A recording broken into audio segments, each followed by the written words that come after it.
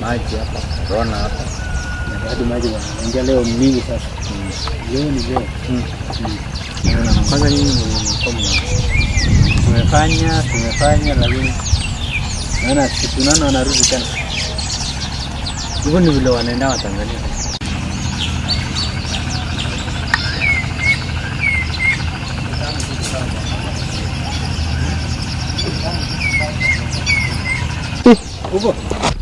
Maji imeingia, imechukua hospitali, choo pia ndio hii imeenda.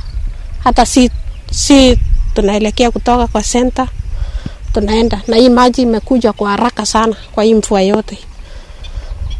Hii mvua tu imenyesha karibu wiki mbili hivi ndio imechukua hapa. Na hospitali sasa imeenda na sijui sasa tutaenda wapi, Marigat. Tuwezi jua ni wapi sasa tunaelekea. Saa hii maternity imekuwa ngumu sasa.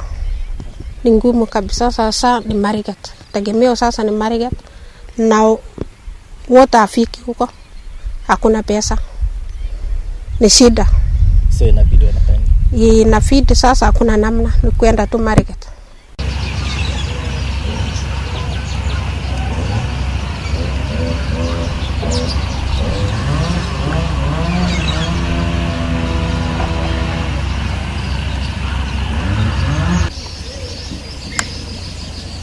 Hapa Lubui.